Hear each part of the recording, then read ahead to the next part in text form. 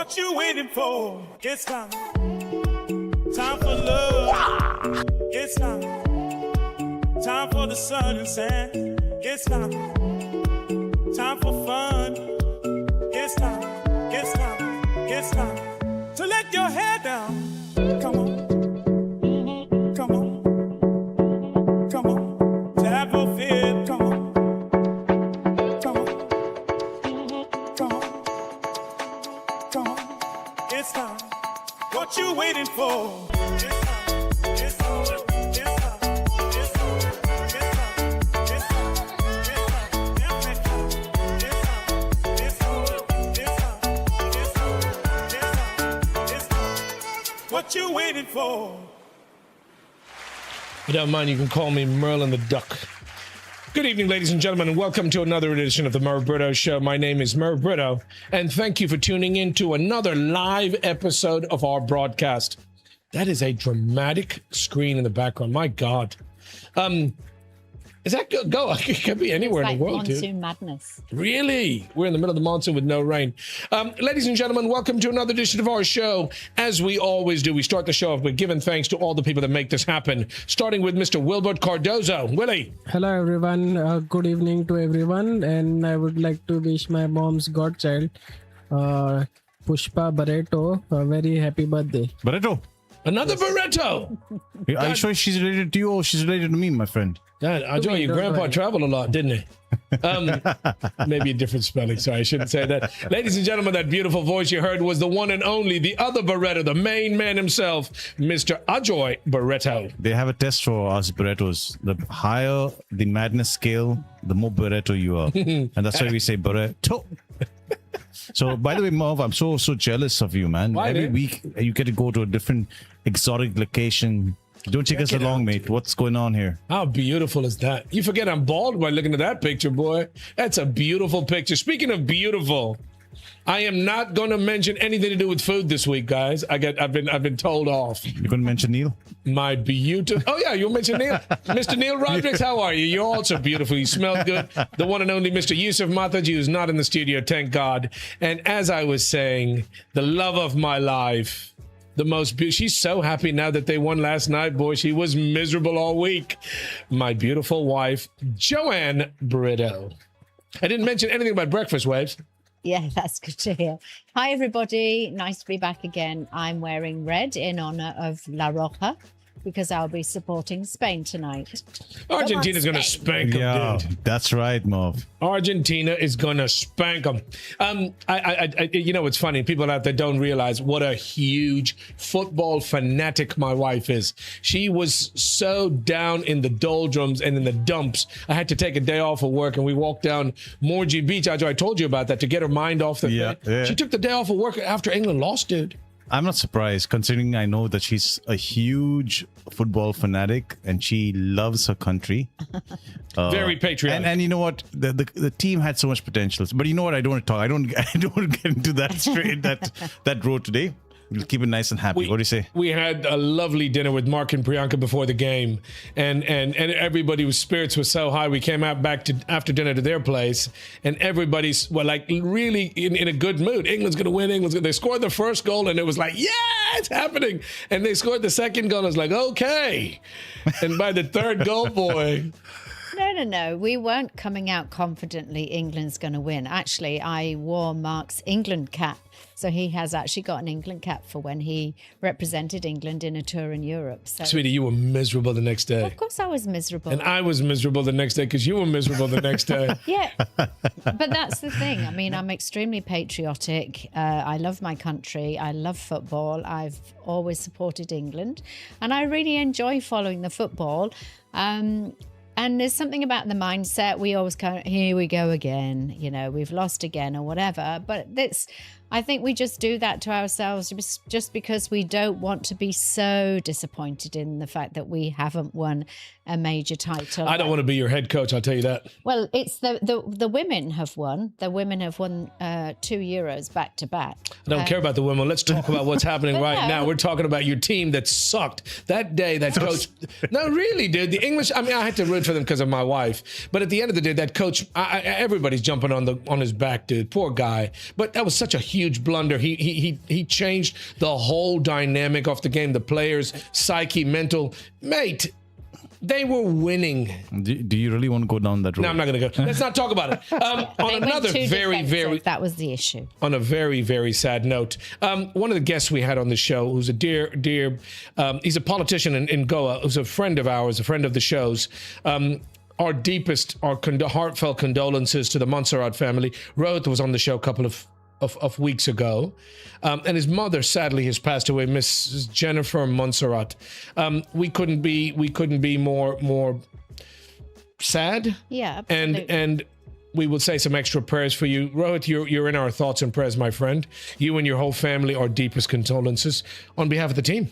Absolutely. It's really, really sad because she's represented the people of Goa very well. She was a 3-term MLA representing the Taligao constituency, and she's done a lot. She was the first female MLA of Taligao and 3-term legislator. So it's, there's a lot of She's young, Joanne. public and social conscience within the family, and it's just really, really sad for the whole Tough family. times, And and our thoughts and prayers go out to Rohit, to you, my friend, and your family.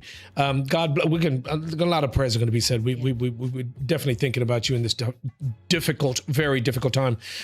We're going to be talking about a couple of things. I want to talk about our next guest, who's going to be on the 20. Oh. What is it? When is he going to be on? Next Sunday. Yeah? Not this coming next Sunday. Yeah, next Sunday. Sean Kenneth 26th. Fernandez. Yeah. A guy that I got in conversation just very, very briefly was put in touch with, spoke to him, and we bang on the show all the time about the system, the current system, and our politicians and how they're not doing what they're supposed to do. And we end up with people that are struggling to make ends meet, struggling to find jobs. They're just not up to the mark. And it happens continually, generation after generation. And I spoke to this guy, and he was very interesting. He's done a lot, and he continues to do a lot.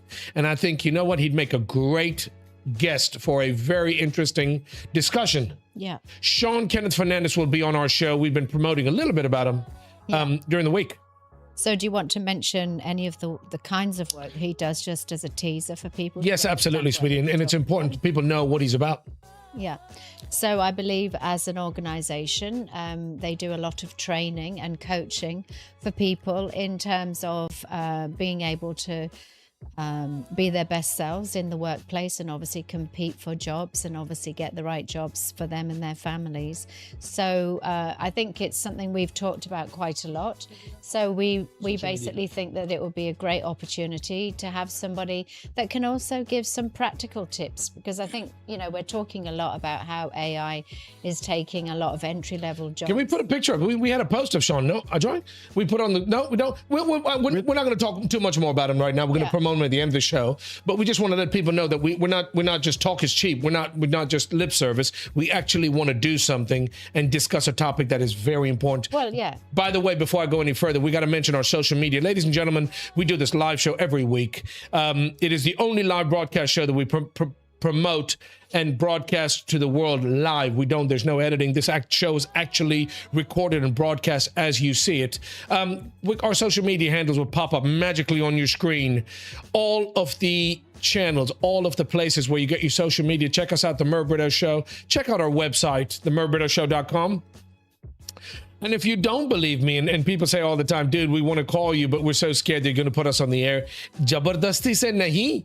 Lekin, if you want to go on the air with us, there's a telephone number, 7507-246-246. It's our WhatsApp number. You can get in touch with us like that gentleman last week who listened to what we were talking about and jumped on the air with us. It's our WhatsApp number. Get in touch with us. You can come on the air. TheMervBrittoShow.com. Please, if you appreciate what we do, you like what we do, share, spread the word, show us some love.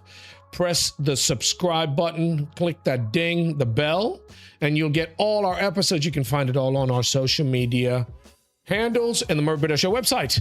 What are we going to jump into today? We're going to talk about something. I didn't mention the disclaimer, by the way. Oh. Tell them about the disclaimer, Joanne. Well, basically, we just wanted to let everybody know that we have no political affiliations, no religious affiliations. And so the opinions that are expressed by anyone on the show are their own personal opinions and not the opinions of the Merv Britto Show. Thank you. Something that really jumps out at me immediately is we spoke about this guy. He's a rock star. I'm a huge squash person to begin with, and that's why I wanted him on the show. But we interviewed Yash Phadte, and I was so proud of the guy. He's a young guy. We mentioned his dad, who's just dug in deep all his life, scraped, scrounged, and done what he could without being a squash coach.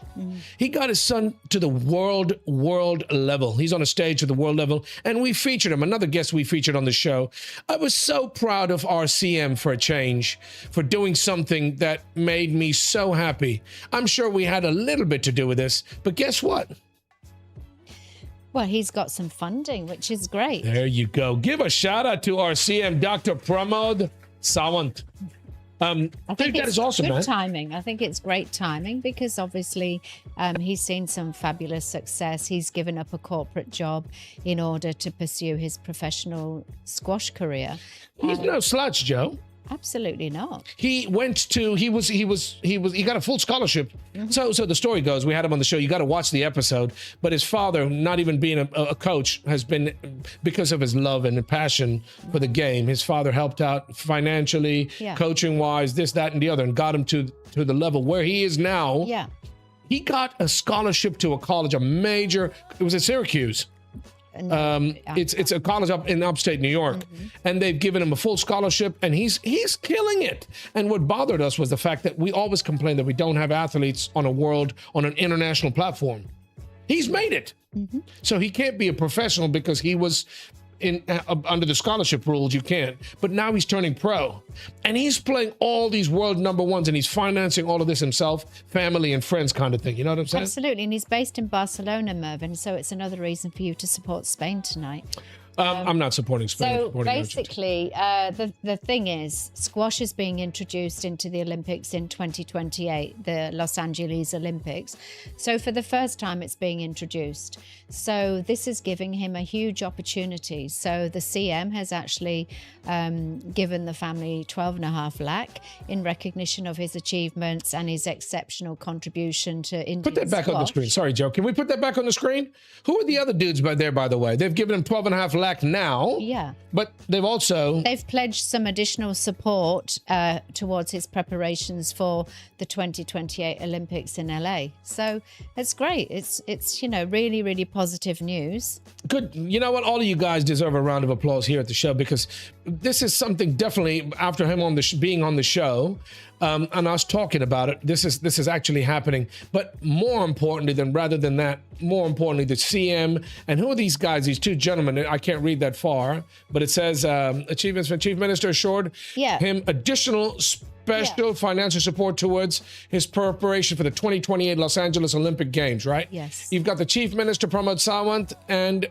His parents. You've got his parents. I don't know. Mom and dad to the right. People are. And there's some sports guys on the left-hand side. But I'm so proud of them, Ajo. It's such a nice thing, because this guy could potentially be holding up an Indian flag at the Commonwealth Games, at the Los Angeles Olympics, dude. Trust me, I would be watching that Olympic and I'm very confident that Yash can do it. Trust me, I met him when we had that interview. And first of all, congratulations to him, because nothing would be possible without his hard work. And then, of course, to his parents who have brought him to this point thus far with their support. Yeah. Dilip Fadte. Big shout out. Yes. Yeah. So, you know what? If I believe if the state government is behind Yash, he's going to do us proud, and we will be hearing great things from him. Absolutely. In the future, no doubt about it. Absolutely. Can I tell you, they've also, so the three things that stood out to me is they finally grant him, it's a nominal amount, but it's better than zero. They've actually recognized him, and they know he's got the talent. And the fact that our sports ministers and the CM have basically said, CM Salman assured additional special financing support to help the athlete prepare for the 2028 Los Angeles Olympics. He's competing currently against all the world number ones. He has to keep his ranking. He's got to travel. He's got to train. He's got coaches, accommodation, food, whatever. There's a huge bill his family and friends in this round of funding have been sponsoring him with, right? Yes. So I'm so proud of our Goa government. CM, one more time, you need a big pat on your back for actually noticing and getting your head out your where and doing something about it. It makes me really proud. See, Mervyn, what we've got to bring to people's attention is that we actually, we always talk about we want to have conversations that matter. It's not to say that this has happened as a result of him being on the show. It's just great that Neil had seen that he was doing extremely well. He brought to our attention that he deserves huge accolades for his achievements, and we were like, oh yeah, let's see what the guy's all about. And then obviously we got in touch with him, and he was on the show and everything. He actually was too, Derek. His father Dilip got in touch with Derek and said, you know what, they actually promoted my son on the show, and Derek said, well, I know Merv, and we wanted to talk about it because we'd have never known. But that's the premise of the show, to be able to help somebody else out. Absolutely, and it's great, and it's just nice to hear these positive stories, because it's sad that there's a lot of doom and gloom around. So it's always trying to find the good and the nice feel-good stories as well. Well, that's the whole idea with doing the show. We do the show every week because we want to highlight, for anybody out there listening who's tuning in, who's never heard the show or seen the show before, we do the show every week live on a Sunday, but we talk about topics that are trending, good, bad, or ugly, but we also like to help. You want to have a laugh, but you want to help out. And if we can do something, God gives us opportunities every now and then to pay it forward, pay it back. We're blessed. Every one of us is blessed to have what we have. And if you can do something small to help somebody else out, and that's all it was. Yeah. We wanted to highlight this topic because we're always whining, bitching, moaning, and complaining in Goa about how we never have an athlete. Everybody travels elsewhere to succeed. All our politicians go and succeed in the UK, and all our athletes know that there's no money to be made here. We don't have a Goan athlete or an Indian athlete on an international platform. But when you do have this opportunity here in Goa, we should be so proud because he's a local boy from Vasco, loves his fish curry rice. Beautiful mother, very, very, what's the word I'm looking for? His father. Supportive and loving. Supportive, but he was creative in how he figured this out. Luckily, he had a little bit of money to do it. Entrepreneurial. And most importantly, he's proudly Goan. Loves his fish curry, dude. Yeah, proudly Goan, can be and is a great ambassador for Goa. On the national stage and the international stage. Yeah. Amazing. So that's happening. That's a good thing. That's something good that's come out of the show. Ladies and gentlemen, you don't have to be Goan or even Indian to watch the show. The show is about things that are trending right now. We want to have a laugh, but we also want to educate you about what is happening here in this place that we love so much. It's our own little way of giving back what we can, basically help. Like we talk about things that people need to understand, and if we can put two people together or have people call in and voice their opinions, we would love to help. We were talking about education. Yes. Somebody was complaining about we can't find a Konkani translator in Goa. I don't get it, dude. You talking about an actual application, or you talking about somebody? What is this translation about? Well, Rohan Conte is talking about they'll be launching a language learning model for Konkani.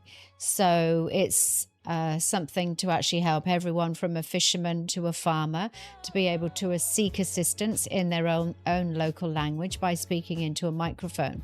So it seems like that this CEO, Digital India, Basini division, Amitabh Nag, was talking about the fact that they will be launching this Konkani AI model at an AI summit, I believe, in September this year. So I think it obviously gave the minister an opportunity to say that they had actually actively tried, I think on 3 occasions, to get a Konkani translator, but people were throwing in Marathi words and things like that. They weren't actually able to find. It can be done, dude. With technology nowadays. Kudos to him, by the way. Rowan Count is a local politician here.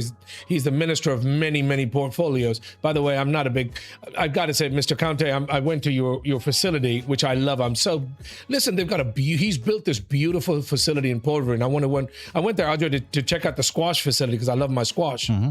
And they've absolutely screwed up this place, dude. What do you mean? It's got a beautiful pool, Olympic-sized pool, diving boards. The facility is top-notch, top class. All right. The back wall of the squash courts have columns and switches inside the courts. Should never happen, mate. So you get to switch off a switchboard with the puck? It's supposed to be completely smooth. The ball is supposed to be able to ricochet, bounce off the back and side walls. Okay. You've got DB, your electrical DB plates on the inside walls and all that, dude. Are you, Somebody's sure done a boo-boo. are you sure that's a squash court? I went and checked it out myself. So see. kudos to Rowan Kante for actually doing it. You got it done. The goddamn prices are through the roof if you're not a Port Verde resident. But I'm going to go there and play squash. I love my squash, dude. It's just boo-boo. Back to this translator. I'm sure they can put it together. Technology enables you to do everything. And even your Dr. Pramod Sawant has all these, which is great ideas. The implementation needs to happen better. He's got all these government websites where people can call in and complain about different things, but they have to work at the end of the day, no? The application. But The more. websites, the application, the phone call-in process to report a complaint, they have to work. It's nice to have the idea. Sorry, Ajay, what are you saying? This it's shocking that first of all, Konkani is the mother tongue of Goa, right? And if you can't find a translator who can translate Konkani to whatever other language, I don't think they mean a human translator, Baba. I think they mean like a No. Google translator. No. They meant a real translator. a human translator. I can translate for you, mate. I'm a human translator. Speak to me in Konkani. Tuka, English wala ita mare. Tuka ek thap thapada dare translator na kondi. I don't think they're talking about that. I think Rohan is trying to launch, Mr. Counter is trying to launch an LLM or an application, just like a Google Translator. Yeah, no, definitely not. They're No? looking for a translator, a human translator. Baba, And they're struggling to find a Konkani human translator in Goa. No. It's a shame on us. Bollocks. And you know what? You got the bull All by those the guys tail. who are fighting for Konkani out there, you should, if you guys are not applied for this, go hang your heads in shame, because then you're fighting for nothing. Can I ask you a question? Yeah, go for it. Very simple question. Yeah. What is Wilbert? Is he not a translator? But he doesn't want a job in But translation. you're saying this, you guys are catching the bull by the tail.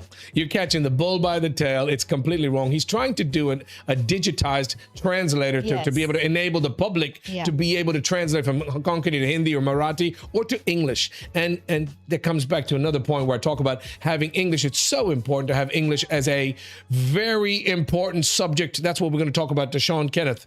In school, guys, you want to put your kids on an international platform. They're watching porn on TV. But at the end of the day, if you can't speak proper English when you walk into an interview to apply for a job, you got to be able to communicate, no? So I think essentially what they're doing is they're kind of rolling this story into one. So they were looking for translators for documents and notifications, and they were trying to empanel Konkani speakers, Of course. in order to be able to do these translations. However, they're saying that they really struggled. So I don't know whether they weren't paying enough or what the terms and conditions were or anything like that. So I feel that because they're talking about the LLM, that this is why they're talking about they struggle to find people. I don't think it's a struggle at all. I think it's Ajay's got the bull by, he's grabbed the bull by the tail and made a horse. Yes, sir. Basically, it says here, Yeah. Billy, can you put that up? Unable to find translators for documents and notifications in Konkani, the IT department wants AI to step in and take on the role of native Konkani speakers. So basically, because they can't find a translator, they're looking at AI. But that's the shocking part. I don't think that's it, though, Ajoy. I really don't believe it. I believe it's probably an opportunity, maybe before somebody says, well, why didn't you actually have real human beings doing this job? I think they're kind of trying to get ahead of the story before they launch the LLM. No, they're saying here, County said that his department even reached out to the Directorate of Official Languages for Konkani translators, but came up empty.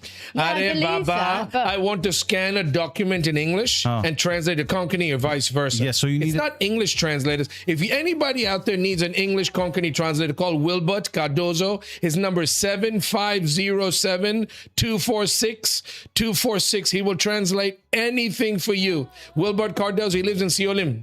750-7246-246. All I'm saying is that if you're struggling to find a translator in Goa, there's something wrong there. So Maito Kazar. Translator Translator mo na to me. Ang human number eh.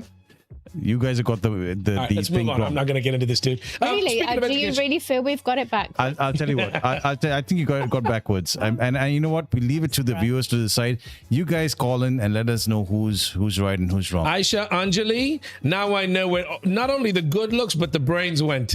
Tony and Vina, what have you...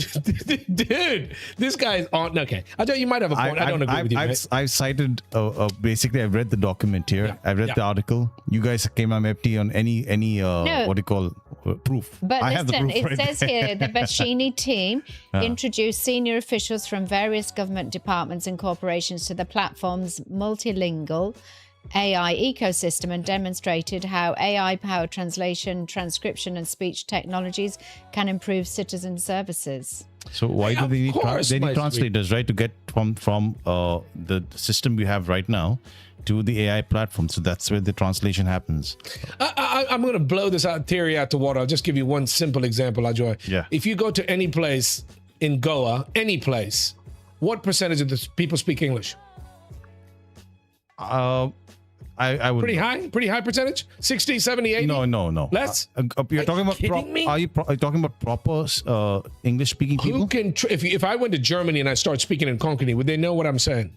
They wouldn't. Obviously not. Right. Yes. So if I went to Germany and spoke in English, you would have a couple of German speakers be able to translate. Correct. Same thing applies here. If I go to Panjim and I want to buy a soft drink and a goddamn samosa, and I said, boss, I don't speak Konkani. Can you speak English? And they'll say, yes. What would you like? Right? The majority of our Goans do speak English. It's not for human translators. It's an LLM. It's probably an application where they don't want to use Marathi or Hindi. They want actual Konkani where they can actually scan a document in English and translate it to Konkani is my take. Konkani is the official language of the state and for government documentation. Okay. I just want to make one point. I'm just, as somebody who believes that we should speak our Mother tongue. First of all, I don't speak very well. I'll be the first to English say and Konkani. English, I speak pretty well. You've got a good accent, all right, though. but Konkani, it's not very good. And I think if I look back, it's actually the education system which is so screwed up, because I know this for a fact. It happens now. It happened in the past that the board, they don't concentrate on students learning the language from scratch. It's like straight to 5-point answers, 3-point answers. Learn this poem, learn this, learn that. And you know what? People, the children today, they lose interest. It's called rote. Yes. Right? Rote education. So that's why people are struggling to speak Konkani, and that's why, it's something needs to be done. And that's why maybe, in my opinion, you're not getting a translator. Okay. Move on. Yeah. We're going to move on. I'm going to try one quick test over here. Will you translate for me? Undir mujhe mama. Are tu kai thapda tha re? What translate? No. Mouse my uncle. Undir mujhe mama. Mouse my uncle. Ani aau sangta tuka. I'm telling you. Undir mujhe mama. Mouse my uncle. Ata. What we'll do is you come up with some Ani Monserrate. you come up with some hi-fi Konkani. Let him translate. Kor. Ata kor. Reverse kor. Are mama Monserrate. Reverse kor. My construction license. No, give him some really hi-fi Konkani. Sang bare, I'm translation korda. Get Joanne also to answer something. Translate. That I want to hear. I want to hear. I actually have Joanne translate some Konkani, mate. Come on. Sorry, Yeah, आम्ही go एक for it. पाव को दिखाऊंगा. Yeah, but There's an that, LLM. I don't need it anymore. I speak better Konkani than Ajoy. For that's my claim to fame. That's all. That's all I'm trying to say. Listen, God help Konkani be in competition over who speaks better Konkani. Ajoy and Joanne are the same level of Konkani. Okay, we're gonna have this guy Sean Kenneth Fernandez on the show next Sunday. We're gonna ask him these questions of why education is so outdated. Why more people here in Goa are not taught English as a primary language. The national language of the state language should be Konkani in Goa, fine. But if you want to compete on a world level, you have to speak multiple languages. You've got to learn. The education system needs to be brought into the 21st century is all I'm saying to you. They talked about this department, Advisory Schools Against Religious Political Influence, Director of Education, Shailesh Sinai Zingd. Yeah. Quickly, Joanne, talk about this. Class 10 plus ITI to be considered equivalent to class 12. Yeah. What is this crap about, dude? So it's basically a precautionary advisory that's essentially saying that they don't want to allow people to have the opportunity to enter educational institutions that can unduly influence the students politically or with anything religious, anything to do with religion. So they're saying they haven't actually had any instances of this, but they're just wanting to just have these precautionary measures in place, so that it just makes sure that, you know, people don't have undue influence. It shouldn't. A school is not a place to be teaching children education, religion, and all this kind of. I mean, not education. Teaching people about politics. You have to learn about politics, but you're not trying to guide a kid either way. Same with religion, right? Nationalism is important. You need to make sure the kid is proud to be Indian, proud to be Goan, your national language. But you want to make sure that they're going to be able to compete nowadays with the age of technologies. There's a lot more things people can do, right? Yeah. These poor kids are still studying in an archaic system of education. And it's sad, it's scary, because you want to be able to have your local people succeed. You want people to be proud of Goa. And when they meet Goans around the world, they go, wow, you studied in Goa. Yeah. The education system here is outdated. Can I just coach you into using the word how can we, or how instead of why? Replace, whenever you want to say why, just say how. Because the thing is, I just feel that if we just flip that a little bit, it's like, how can we make a more positive influence? How can we give our students a better opportunity to get better jobs and things like that? And I think that's something that we want to speak to Sean about, correct? We will. We'll ask him questions about it. One thing I'll tell you. Bolo. The fact that they say that there has not been influence in education system to sway opinions, sway narratives is absolutely wrong. We know for a fact that many governments past, going right into India's past, have used their influence to change the narrative to suit their politics. So, coming back to this initiative is great, but you know what's the key to that?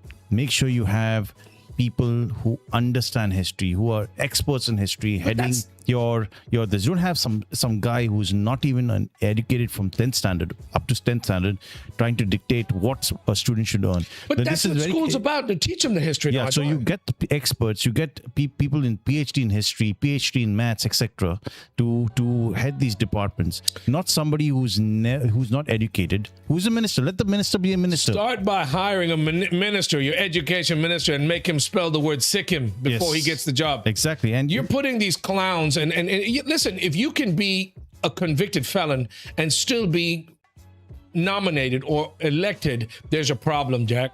There's a problem.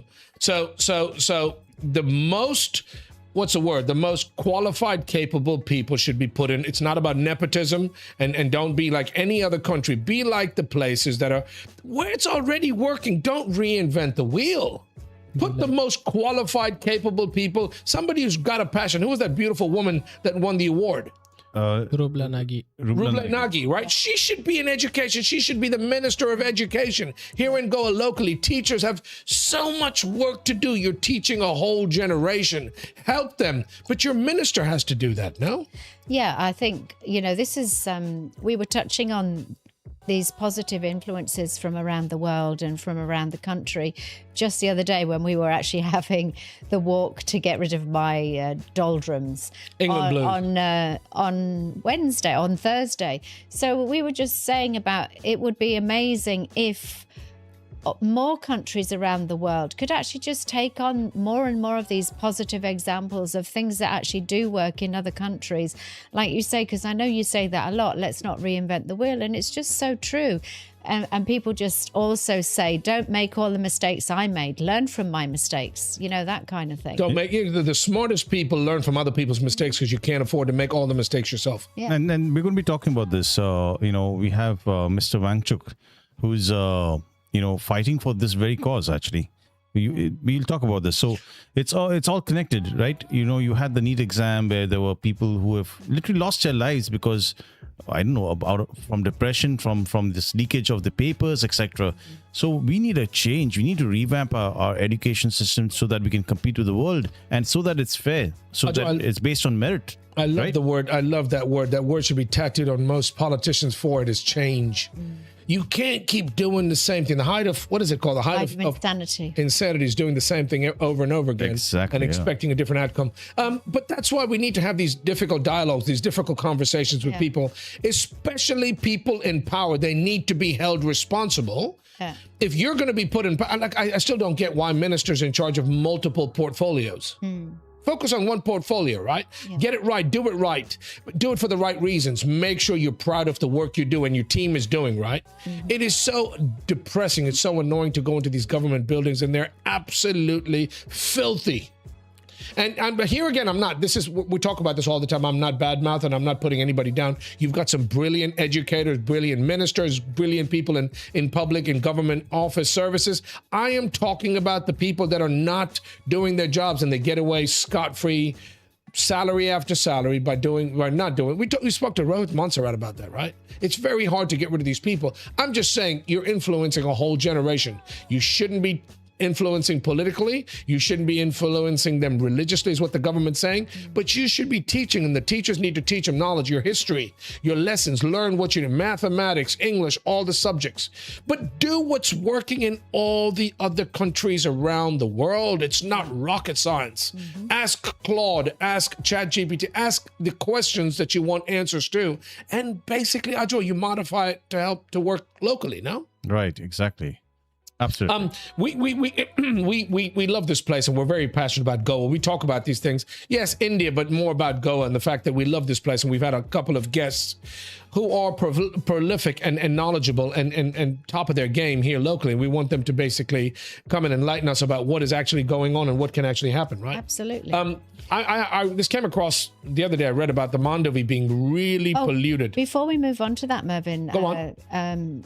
The Chief Minister has actually announced some major reforms to the education system. Actually. Has he? Yeah. Oh my God, we're going to pat him on the back twice. Dr. Pramod Sawant. What's that about? So he was announcing that the state government is facilitating tie-ups between ITIs and colleges to enable students to pursue more vocational education. So you can complete your education, class 10, and then do a 2-year course with an ITI. And then that's considered on par with your 12th standard pass. Brilliant suggestion. Who's the IT minister? I mean, who's the education minister? Isn't it the person we just Pramod spoke Sawant about? himself. He's the chief minister. And the education minister. And the home minister. And the finance minister. Shut up.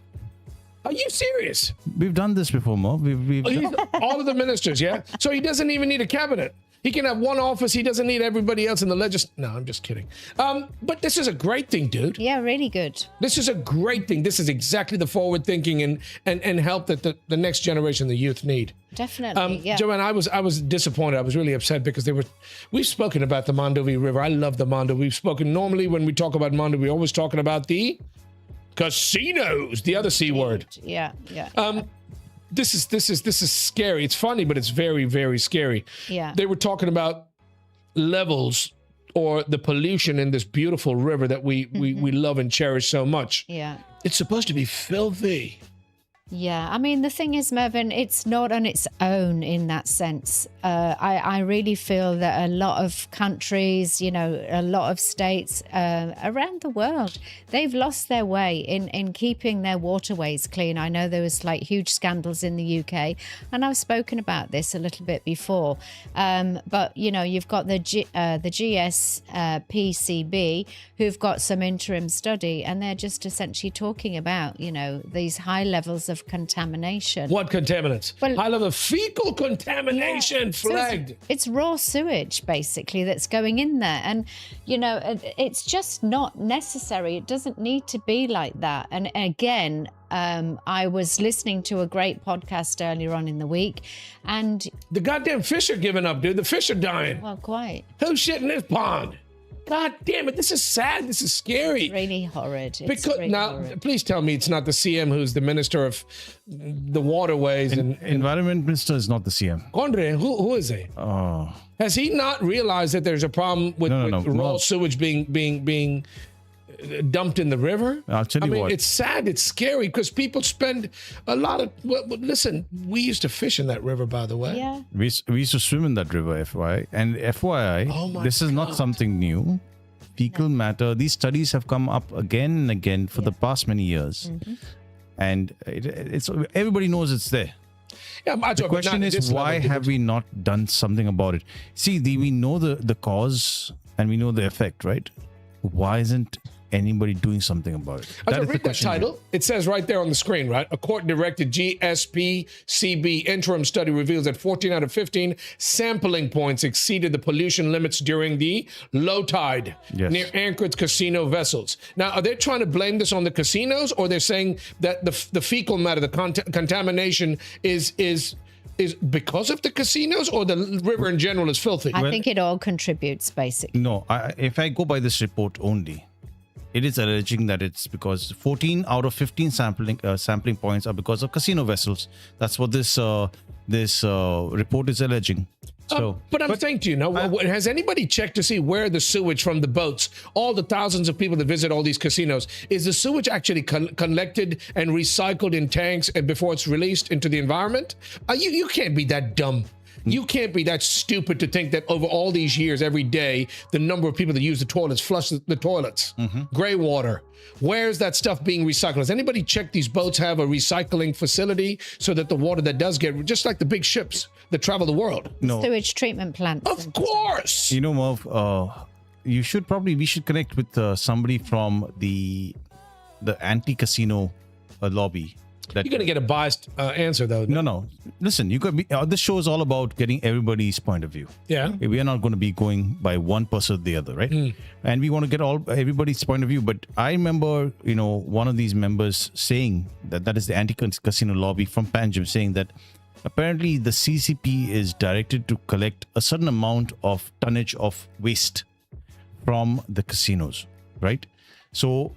But apparently, now this is all alleged by them. I could be wrong, and I could be misquoting as well. They say that it is far exceeding that tonnage. So clearly, the casinos according to them, produce a lot of waste. And we're only talking about the waste that you can see. I'm not talking about grey water matter, etc. But Ajoy, right? So my question is, where in a airport you have somebody come and take out the sewage from the plane, right? Yes, absolutely. We don't have those kind of things here on the Mandovi River. But that's the point I'm trying to make, right? So very good point, by the way, very good point. And you know how strict they are, Ajoy. You in the marine industry, you do a lot of work for a big company that basically knows about this. You're very well versed in this topic. I'm asking you, ships aren't even allowed to empty ballast tanks. Exactly. So when you've got these goddamn, and this is not trying to bash the casinos or trying to make a point or trying to be controversial. We're talking about this because it's come up just now because you guys just read it. Yes. 14 out of 15 sampling points have sampled sewage is above the levels, right? Has anything been done? Now, how many years have these boats been in the river?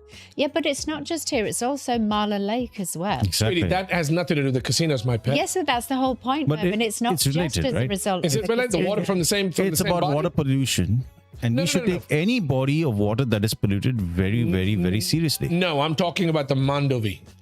I'm talking specifically about our beloved Mandovi River in Panjim. Mala Lake is a different story. Yes, polluted. We saw the fish. Listen, that's another goddamn disaster. But that's also reported in this news report as well. So Sweetie, I'm asking you.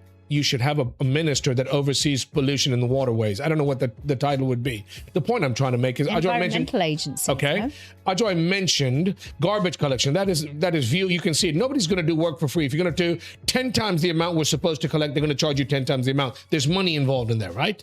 It's very simple to drain these goddamn tanks into the river and nobody knows about it. Yet the meters are going off the charts. Yeah. But then there have to be fines. There have to be spot checks, just like the ships and the marine, these big vessels that the marine industry. They're very strict about ballast tanks. You take water when you want to level the ship or whatever you do with the ship, and when you travel from country to country, you're not allowed to dump that water. Yeah. There were instances back in the day, Ajo, I remember the little black oil balls on the beach because they were dumping their ballast tanks and they were full of oil and changing the oil of these vessels. Yes. Listen, you've got to have an environmental department that oversees this, right? There's more and more casino boats. Has anybody stopped to check and make sure that the just like an airplane, the sewage that's being collected is being treated before it's being released? It's a no-brainer, no? It's a no-brainer, and it's extremely shameful for me as an Indian, as a Goan, that we don't care for these things. Other countries are doing it. Who said we don't care about it? We care about it. We care about it, but we are the minority, the absolute minority. If we really, as a society, cared about pollution, we would be taking these things really, really seriously, from air pollution to water pollution to you name it. You know, you were saying about I work in hazmat analysis. You know, you cannot take, say you pump water in Panjim and you're traveling to Australia. They won't allow you unless you have cleaned your tanks before entering their waters of the water that you take from the sea. Because they give a shit. They actually Because care. they care about even the bioforms that you carry in the water. Yeah, Australia is very strict about. And it's not just Australia. It's New Zealand? Australia. Yeah. You have the Hong Kong Convention. You have the European Convention. The entire country is, the world is changing. Even like in America or in South America, these guys are taking it seriously. But why can't we? But we keep asking the same question. Why can't we? It's been like this for a long time. That's why we do the show and we ask these questions. But that's what I was mentioning earlier, is about taking examples, good examples from around the world. So one of the podcasts I was listening to earlier on in the week. Is it better than our podcast? Well, it's one of my favourites, but I listen to it every morning because it's Jane Garvey, Fee Glover, ex-BBC employees like me. And I just love listening to their chat. Toot that horn of yours, mate. Quit it, Mazo. Love listening to their chat. There you go. Sang. So one of the hosts, she's actually just come back from holiday in Austria, and Austria has got hundreds of lakes. So essentially, she said she was swimming every day in these crystal clear, pristine lakes. And she said what they do is they've got these sewage pipes that go all the way around the lakes. They're not just dumping the sewage directly into the lakes itself. So, you know, obviously these guys have got it right. And I know for a fact the UK can learn lessons from Austria. Absolutely. And so, these are the people that need to lead the way. I'll give you an example. You're absolutely right there. My mom, we have a very close friend who used to stay with her next to us in Donapolo. She's German. She's gone back to Germany, and my mom visited her one time, and she took my mother to one of these lakes in Germany, in Austria. Yeah. Crystal clear water. It's 30 feet deep. You can Yes. see all the way down to the bottom. Yeah. And why? I'll tell you why. You know what? They didn't allow even motorized boats on that lake. Of course, they give a shit. They care. They enjoy. Australia. I've been to places around Australia that they don't allow boats to travel beyond a certain speed, so that it doesn't create erosion on the banks. They have built, speed, so-called wave speed breakers to prevent erosion. Yeah. What the hell are we doing here in Goa and India? Shame on us. Shame on us, really. On a trip to Australia, they actually charged me to clean my golf shoes. I had a golf bag. Can you believe it? You want to sit up and take notice. It cost me an arm and a leg. I don't remember. It was ridiculous. Yeah. But I took my golf bag there, and they made me open everything up, and they took my shoes and cleaned them and brought them back to me because they didn't want to have any kind of pollution or pollutants or insects or bugs or any kind of organic matter that could create any problems. But they actually give a shit, right? So I'm asking you, the other day somebody jumped off the bridge.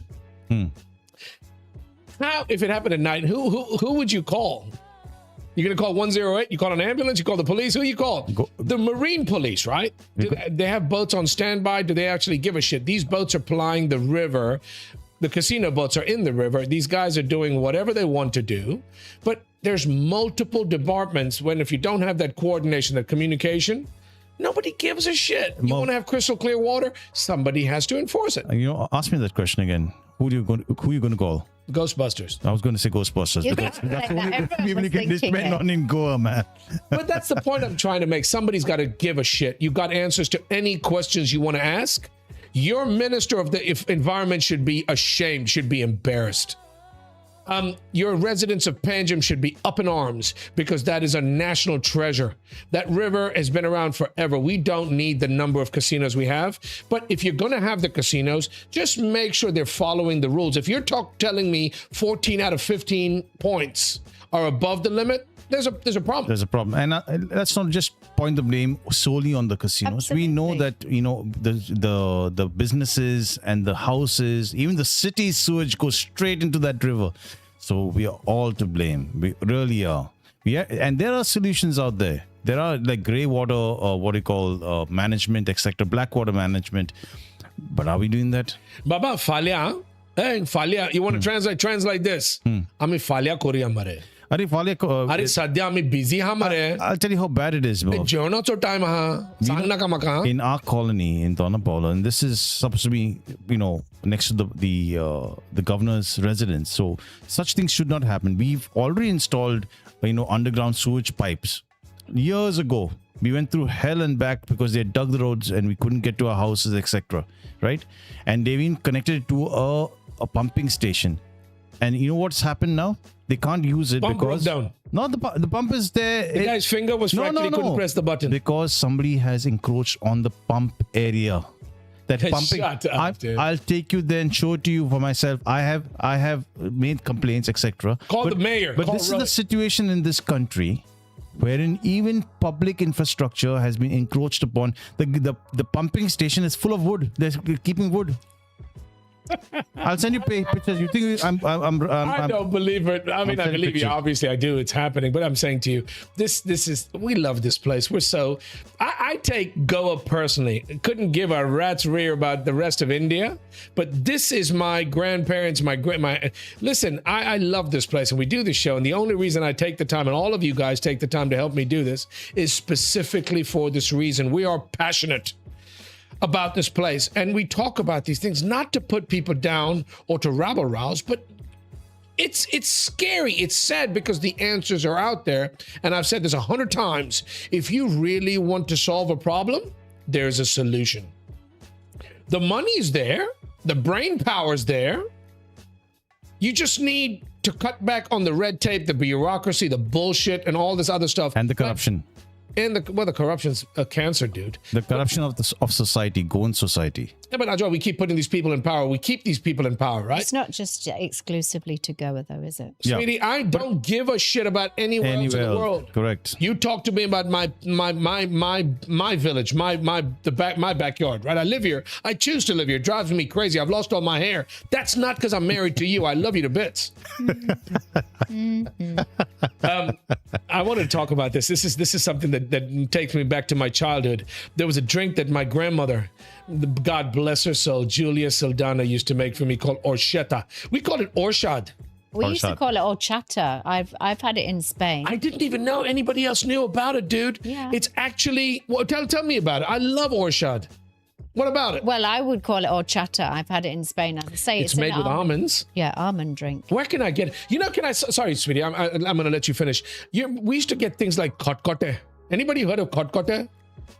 Orchard was made by my grandma at home, and it was lovely. Tell me more. What is it made of? Tell me. Treacle. Sugar. Kotkote. Orchard. Baba, y'all are looking it up. That's not fair. I'm not looking. I'm telling you off the top. I'm going. You know I'm going, right? My grandma used to make orchard, and orchard was like a big deal. It was expensive, but she used to make it at home, and it was brilliant. Things for the fest used to get kotkote, cardio bodio. You've never heard of those, have you? I have, dude. What is kotkote? Kotkote is what do you get at the fest? I haven't seen it once. I am dying to find kotkote. It's made.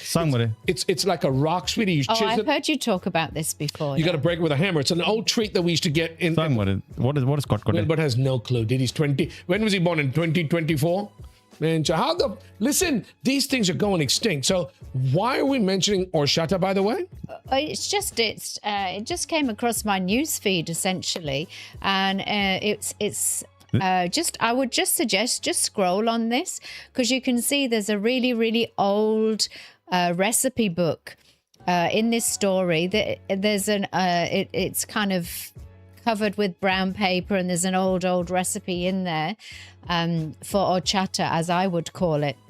And supposedly, there's this guy, Oliver Fernandez from the Goan Kitchen. Stop, Joanne, stop. Go back. Who's this? Is this lady selling it, dude? Yeah, they're selling it. You want me to translate that into English? So this you guy's can buy saying, this stuff, dude. Yeah. You have to obviously order it in advance, but this guy is saying when people drink it, they often close their eyes and it transports them back to their childhood because of the festivals and special occasions. Julia and Hubert Saldana from Saligao, we used to have this at their house. That was my grandma and grandpa, and it was awesome, dude. There are still people, my grandmom used to make it, like you rightly said, and there are people from Devar who makes it. So I know these when they make it, and I make sure that you guys get some. It's made of almonds, by the way. Please, I love Orshad. It's made of almonds. And if I would pay top dollar for anybody who can get me Kotte, by the way. It's one of my favorites, dude. Is it like a treacle toffee or something? It looks like a rock. It's black. It's treacle. It's sugar that's been cooked and cooked and cooked. And they put nuts in it. But it was so lovely. The taste was distinct. Kotte, huh? Kotte. You had to actually break it. Like you used to go to the store, and the guy would break pieces in a hammer, weigh it, and sell it to you. Would it be like in a tray? You'd like make it in a tray. No, sweetie pie. No, my darling. It was made in a container. Just like Walter White. Well, we used to have tray Just baked like Walter stuff White? to make it. Walter White. Who knows Walter White? Breaking Bad, mate. Oh, no. That was rubbish, that show. I What's hated wrong it. with you? I hated it. We both hated it. No, you guys don't know We cinema. hated it. We loved loads of stuff. We hated that. You stick to watching a BBC. Can I just say, the closest comparison to Kotte is tar. It's not as black as tar, but it's like tar. It's like a lump of tar, but you hit it with a hammer and it shatters it and splinters into pieces. Anyway, I'm getting carried away. I love Kotte. I love my Mandovi River. I love Goa so much. And then the thing about it is that these are things that are disappearing, sadly. Orshad, I haven't heard of in ages. If Ajar's going to get me a couple of liters, I'm happy to buy it. I'll definitely get it for you. Why? Listen, when we were talking about the way this place is changing and democracy and how things have. There's this guy currently. Are we going to get into national stories now? Can we move on? You're the boss. We were going to talk about censorship. We were going to talk about the government swooping in and doing things that makes you kind of squint and wrinkle your forehead, right? There's a big deal going on about the cockroach junta party. Yeah. This guy, Wangchuk, Sonam Wangchuk. Willie's all about it. Willie had mentioned to me, prepped me about before the show about this guy. We talked about them trying to limit what you can and cannot say, what you can and cannot do, and it's scary because this is a democracy. Last I checked, this is a democracy. This guy was making a film. It's a revolutionary act to watch it. The film India censors do not want you to see. Director Honey Trehan describes dystopian opposition to his film depicting crackdown on Punjab's separatist movement. We're going to tie this all into what's happening right now with the Cockroach Party movement. Wangchuk, by the way, I've got a very interesting piece of a tidbit of history that'll blow your mind. Joanne, what about? I can't stand when these twats, these idiots, these knobs they censor the films, right? They've got a censorship board. Mm-hmm. Ajo, we had a great discussion about that the other day. They will cut the word shit or the F word or a kissing scene. And why are they trying to censor this movie? Well, it's about the Punjab separatist movement. And so essentially they're saying, it's one of those things that it's a big deal, right? It is because if you're watching it, it's like you're supporting it and separating from other parts of India or other states of India and stuff like that. And I believe that the censored had actually, I think there was about 127 cuts they had insisted to cut in the movie itself. It's crazy. It was saying it was showing the police in a bad light. Yeah, but that's freedom of speech. Ajo mentioned he's gone to a movie once and watched it in the theater. I don't know what movie you mentioned to me the other day. And when you went and watched it home a couple of weeks or months later, there were scenes that had been cut out. Yes. Why should any adult, other than the fact that you want to protect children, PG-13, compared to an R-rated film, why should any adult cut out any matter unless it's inciting violence, riot, whatever, it's wrong, right?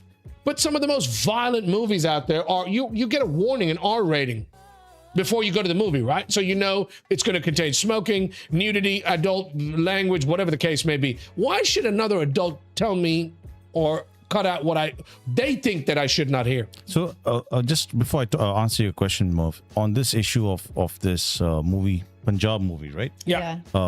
Essentially, I think the government is scared because there is a very minority movement, not in India, but outside, what they call the Khalistani movement, that, seeks to have their own country, right? From Punjab. So I think maybe that's one of the reasons why they are very, very careful about this movie. One, and because of Punjab's past. But the question is, if it comes back to the whole education angle about history, if history is written as factually and is thought like that, then you would not have to worry about these what people think or not think, right? Yeah, absolutely. So that is one. Number two, censorship. You won't even require censorship, right? If your history is taught right, and especially if you have proper sex education, ethics education. I love you for saying it. I really do. You would not have to, censor things like shut up, people swearing. We do that anyways. The children already know that about that anyways, right? A lot of these sexual crimes could be prevented by making people aware, knowledge, education in school. People are embarrassed to say the word period. Yeah. Women have periods. People have sex. People kiss. People curse. We're adults. You can see all of that crap on TV. You can see it on the internet. Why should another adult stop another adult from viewing it in a movie? Are we kids? They want to limit the. There was another thing about porn. The Supreme Court says porn to be regulated in public spaces. If somebody decides they're not going to disturb anybody, obviously not in a bad way. I don't mean this, but if somebody decides to watch whatever you might not like on their phone, it's a democracy, right? Yep. You should be able to go to a film and see everything that director, the film producers and directors wanted you to see to convey a point. Yep. If it's in history, there's nothing wrong about history. You can correct, you can fix going forward. Yeah. But why should you rewrite the history books or stop people from watching something that's being depicted in a movie or on TV? Yeah. Because somebody else's ideologies are different, or they think that they need to protect you. Yeah. Well, I'm a strong believer that we have to learn from history. We have to learn the lessons from history. We have to understand the history in order to know where things went wrong, where people went wrong, Learn from your mistakes. Absolutely. When the British were here in India, there's so much that I've learned. Obviously, we were taught history in school and everything, but it's only when you go deep diving into people's individual personal stories that you really understand some of the atrocities that occurred, some of the really sad scenarios. I mean, we even talked last week about all of those soldiers who died in the First World War. 10,000 of them now getting recognised. Yes, as they should. The Punjabi soldiers. They absolutely should do. I wanted to say that back then, as in the last week when we discussed that, people were criticizing that movie by Christopher Nolan. I think it was Dunkirk.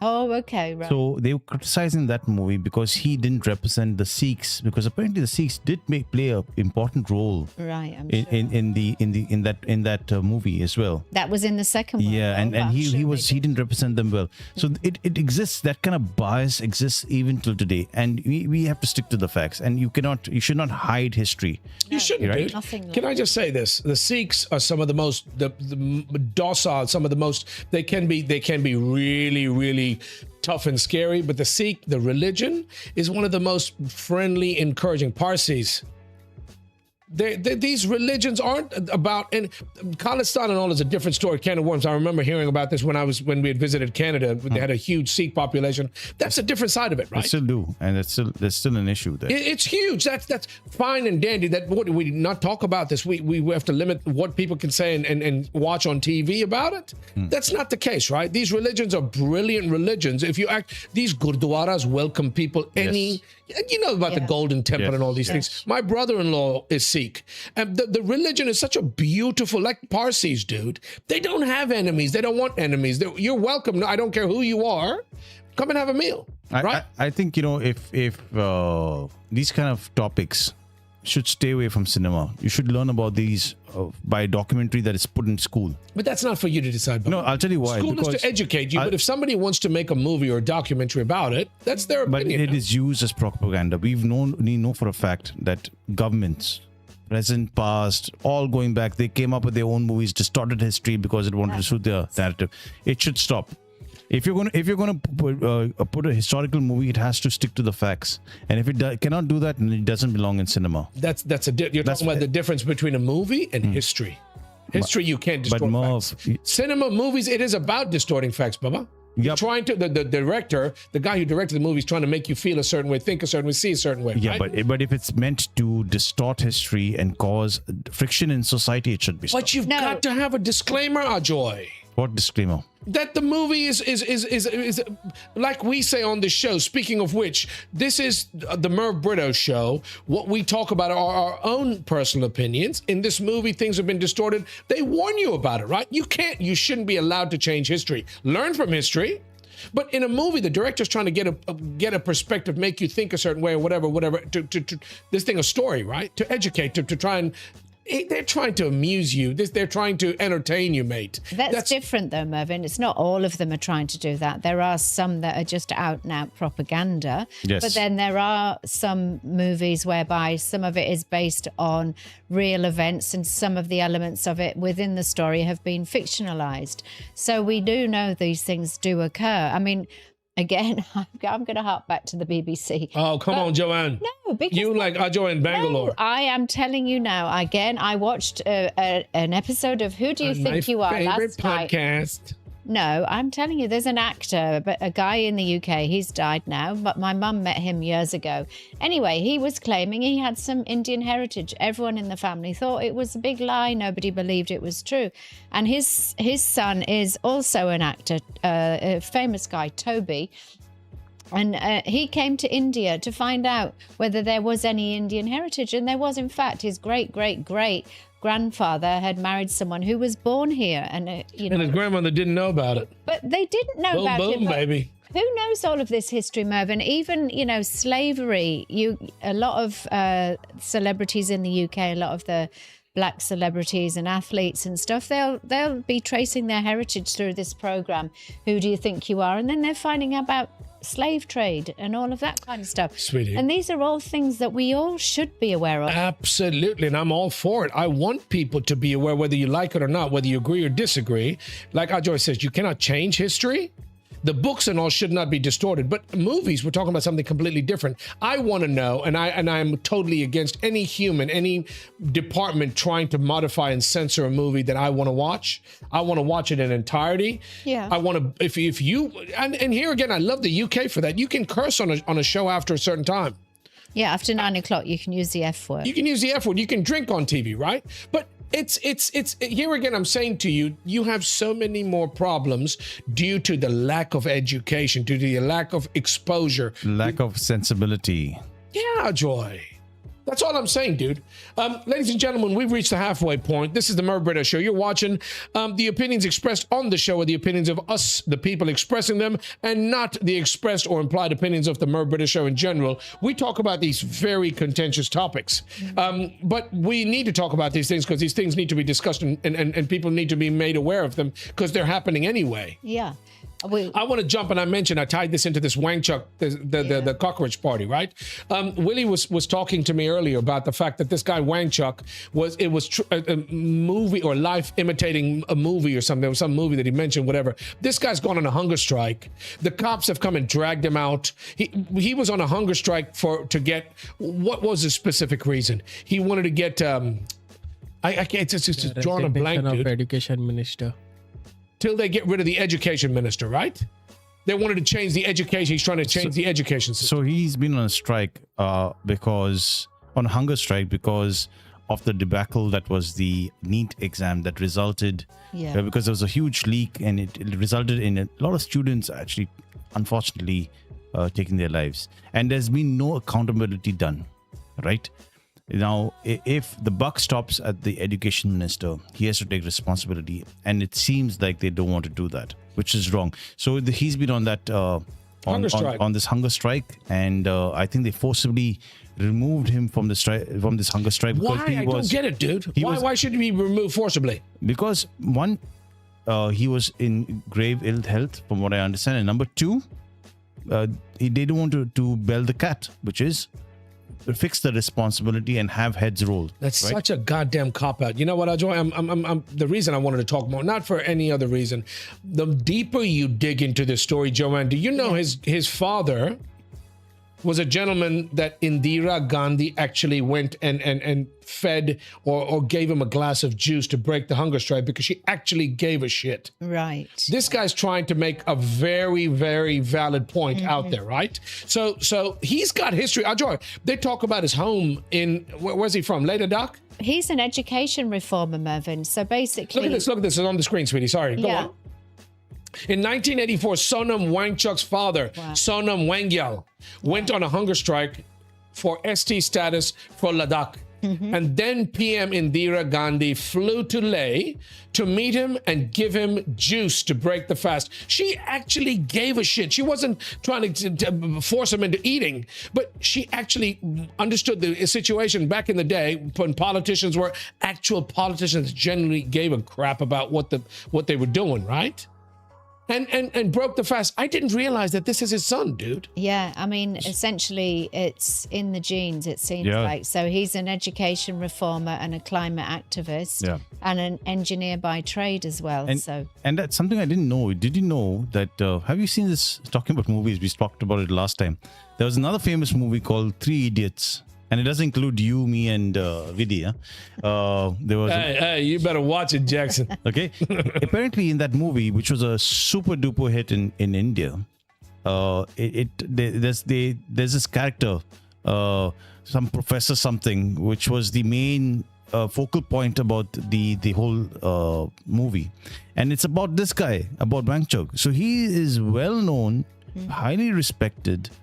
And the pedigree, mate. He's got that pedigree, right? So they've made movies about him, right? So that's fantastic. So the fact of the matter remains, they were also talking about the fact that his house in the inside Sonam Wangchuk's Himalayan home that uses sunlight, mud, and science instead of concrete. Yeah. So this dude is not some Joe Schmo off the street. He knows what he's talking about, and he comes from a pedigree. His father did blah, blah, blah.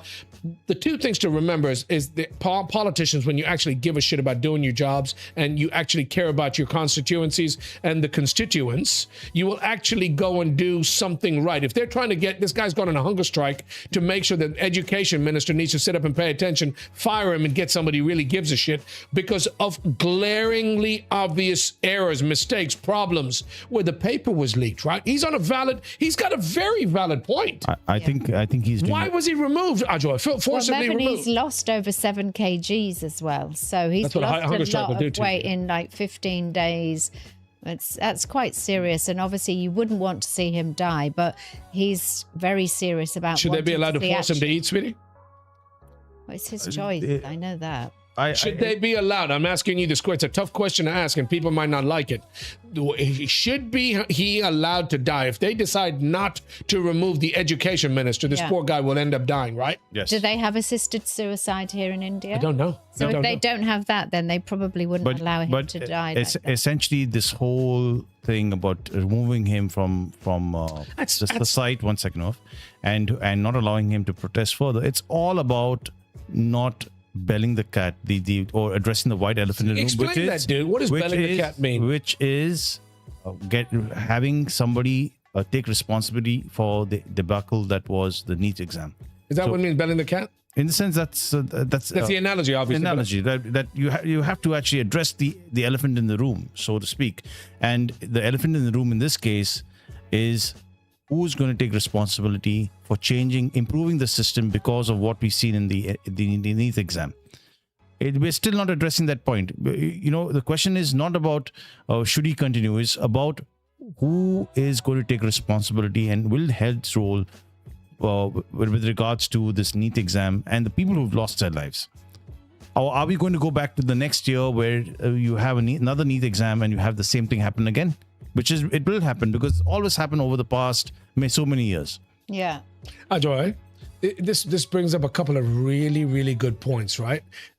It happens all over India. It happens in Goa, and it pisses me off. It drives me mad. People always whitewash these mistakes, these errors. Why should an exam paper be leaked? And if somebody made a mistake, you point a finger, you catch them, you get them. They have to face the music, the consequences, right? Yeah. You cannot have people just get. You know what? When what's that guy that got beat up? Who was that? Ramakant Konkani, right? Yes. They put people in jail. What happened to those people that are in jail? Are they still in jail? They're out on bail. When people and politicians have this happen all the time, when it's hot and everybody's talking about it, everybody's got the limelight and then the lights are focused on it, everybody's into it. But after a couple of days and weeks, it just fades away. Yeah. Somebody mentioned a very important point. When police actually arrest people, why do they cover their faces? Obviously, everybody's innocent until they're proven guilty. How do you know they're actual people that are involved? How do you know just some scam to get the police, to get the public off their back and just put two people with a head covering and say, these are the people that committed the crime? Why aren't people responsible? The point I'm trying to make is, if this happens not just in India, it happens all over India, but it happens in Goa, that people and people in power that are being paid a salary, being elected officials, are not doing their job. Yeah. If Sonam Wangchuk wants to make his point, he absolutely should be allowed, right? And the minister, whoever made the mistake, should be held responsible. Somebody needs to take the fall and somebody needs to be held accountable. And if that doesn't happen, then they need to push this further, because we need to change the system. We need to change the education system. It's as simple as that. And if they're not going to address it, then we will. Simple as that. There's a reason that the Cockroach Party got so much momentum. So many millions of people joined, right? Because people are fed up. People actually want to change. But we talk about it here and go, and we've spoken to many, many different people. How do you make that change? That fundamental change in the system. It's been broken and glued and band-aided for so long. How do you make that change? Where do you start, dude? How do you fix the problem? By having leaders who are not cowards. Yeah, but that's that's glossing over. That's belling the cat. No, I'm just saying. I used this phrase. I'm just saying that if a strong leader would address these issues, right? He would address this issue. So if somebody's not addressing this issue, remove that person and get somebody who will. Are you displaying this live on the air, Willie? Is this going out? No. So there's large crowds begin to arrive at Jantar Mantar following the alleged detention of Sonam Wangchuk. As you should. Support this dude, man. Now that he's been removed from the protest site, he's calling for what he call... I think they're going to be doing another protest. So this is not going to die down. This is like what's happening here, Ajoy, with Justice Rebello. Enough's enough. Exactly. And it's not going to die down unless you repair the system. Either you repair it, the people that we voted in, or we will get somebody to repair it, or we will repair it ourselves. That's what's going to happen. That's what I'm getting to. And God bless you. Good luck and God bless you. And I genuinely salute the people that want to help, that are willing to take time out of their schedules to come and help demonstrate and do. We're not trying to incite anything or anybody. Exactly. But we need the change in this place. If you really care and really love this place and you don't know what else to do, at least support the people that are trying to make a difference, Joanne. Yeah, of course. Justice Rebello, we haven't spoken about him. This is like a free platform, a channel for him, boy. I'm a huge fan of Enough's Enough.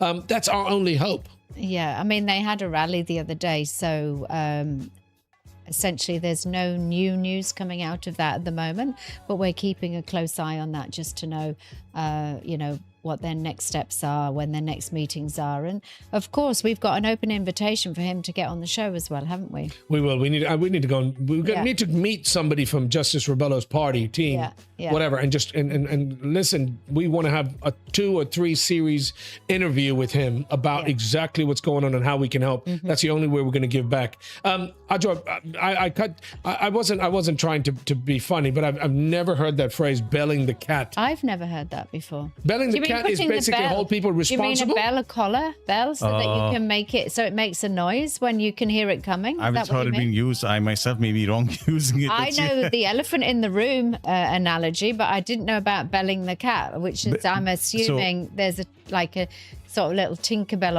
on the collar, and you can hear it coming. According to the Google search, it says bell the cat can refer to the classic Aesop's fable where mice plan to watch a bell to a cat to warn of its approach. Hold it responsible. You put a bell around his neck, and when he appears, you can hear it, kind of thing. Yeah. Very good. Well done, Joanne. Speaking of animals, you know what? No, we're going to start. one thing, just before you move on, Chris Castellino messaged. He said you're bringing back childhood memories regarding that sweet. Chris. He used to have it in school.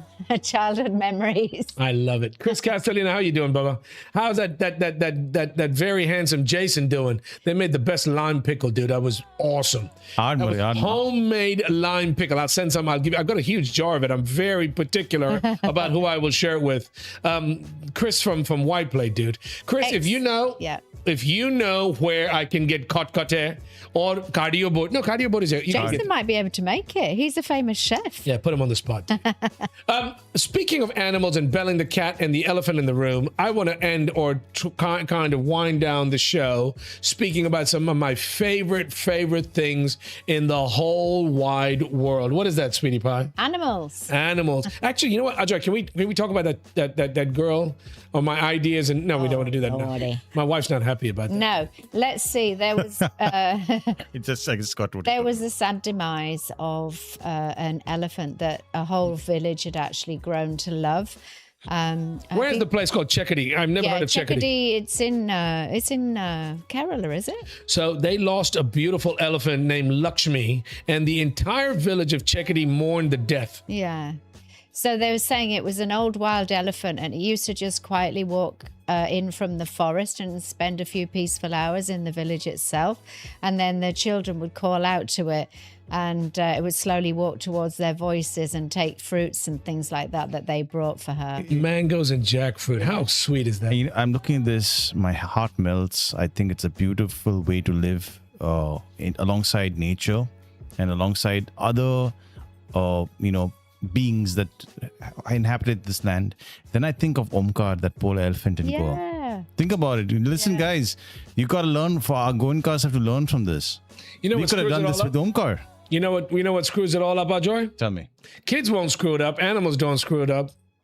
It's the adult humans that can't understand how we can actually live with other humans or with wildlife.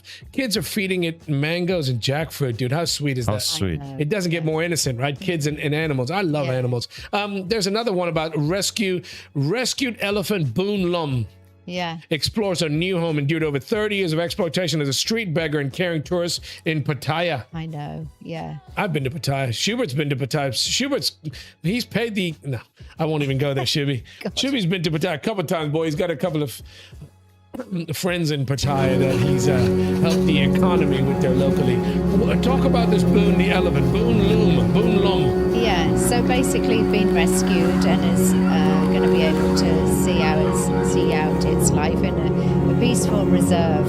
So not really having to kind of perform for tourists or beg for food or anything like that. So we'll get decently fed every day. So it's just really nice that obviously these creatures, they're just so phenomenal.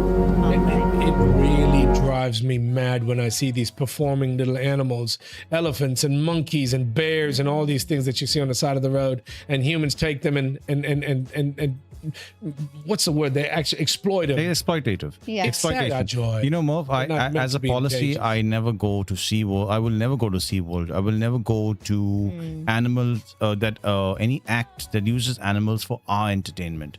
You know, it's like a wrong. circus.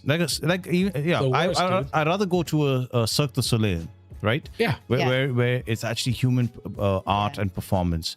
But I don't mind going to good zoos, man. Zoos are okay, no? So especially zoos that it's conservation. are at the forefront of conservation. Yeah. For example, like I always, whenever I go to Singapore, the first place I go to is the Singapore Zoo. One of the best zoos in the world. Amazing. And you could see that they've taken a lot of trouble to ensure that the enclosures has some. It looks like they're part of nature, right? It's like the animal is in their habitat. Yeah. You need to have zoos of that. But the zoos are there for that. Exactly what Joanne mentioned, right? At the end of the day, they really care about the animals. The animals are happy. People come there to see them, and you don't mind going and spending and supporting these causes because they're good at what they do. They take care of the animals. That's a primary function. It's that. It's also preserving them for future generations and things like that. And breeding as well, to allow a lot of these species not to die out completely. So yeah, The a London lot of Zoo's big on that, London huh? Zoo's phenomenal, and that's what I'm saying. It's all about the conservation. We've got a lot of great zoos in the UK and wildlife parks and things like that. And there's some great TV shows, obviously, on the BBC. Speaking of wildlife, don't even get into it, mate. No, but I'm just saying, because they do talk about looking after the animals, letting people understand how they can help, how they can contribute, how they can help animals in the wild, the animals that are in their local country, and so assisting them and helping them to live their good lives as opposed to As it should be. feeding them bad foods and things like that. And before we move on, I wanted to promote this site. It's an amazing site. Oh. It's called explore.org, guys. It is an unbelievable site. Ajo, is that the one you told me about? Yeah, exactly. It's the one where they've placed these remote cameras all around the world, especially in the Masai Mara, the Katmai National Park is where the brown bears are. And these are remote controlled cameras, and it's non-intrusive. So you can actually see what you call live shots of these bears, for example. Yeah. Hunting for or waiting for salmon. It's mind-blowing. Just check this out. This is live from Katmai National Park. But not just this, even in space and all, right? Exactly. So they have underwater cameras. They have space cameras. They have cameras where the what's called the crossing, the Maasai crossing. Yeah. So the other day I saw a live gazelle being chomped to bits by crocodiles. So it's amazing. Yeah, but this is people that actually give a shit, right? They actually care about wildlife and they want to educate. They want to help. They want to help people understand how nature. This is beautiful. But this is like a lot of these wildlife programs that David Attenborough has made and stuff like that. So these people will spend months at a time just waiting for the right shots, waiting for the when they're breeding, the nighttime shots. They'll have these cameras, these non-intrusive cameras, and they'll disguise them and all of that kind of stuff so that they can understand more about the animals themselves. I love animals. And I can't wait for those cameras to come to our Indian jungles and we get to see our Indian wildlife like this. It'll be amazing. Where you're not intrusive. You can watch this 24/7, guys. They're night vision cameras. And it's free. It's free. It's free. I don't get it. You want to support these channels? Go like, share, subscribe. These. What is the website again? Explore.org. Explore.org. Oh, so is that like Explore Worldwide? Yeah. Okay. Yes. Yeah. It's amazing because Ajay told me about this. One of the things that blew my mind is this thing in a camera in space. Yeah. And guys, you will never, ever just get the opportunity to see something like this that is so valuable for free, right? Yeah. You log in and you check it out and you can see space, wildlife, animals, anything you want potentially on this website. It's awesome. Yeah. Can we talk about these couple? Why did you tell me about a stuck raccoon? Just look at the image of it. Look. Show me. It's just so cute. A stuck raccoon, a hardy mouse, and a well-camouflaged wildcat. Yeah, Look at my head, dude. Speaking of well-camouflaged, look at my head. It's. I love that background, Willie. I want to use that again. Tell me about it. I want to know about this. No, it's just look at it. Look at got it. It stuck in gets the grate. rescued and it's fine, but it's just such a cute little face. Raccoons are cute. They look like burglars, don't they?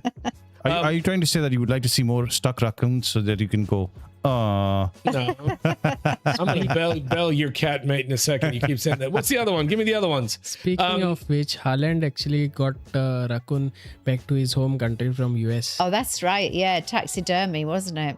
Oh, it's a dead one. the Haaland is Haaland super brought it back crazy from the little US. bit. Okay, come on, get on with you. Well, what's a hardy mouse and a well-camouflaged cat? Can we see the other ones? They're just images. Yeah, just scroll through and just see the images. The animals melt my heart. I love animals. I swear to God, animals and kids, the most innocent.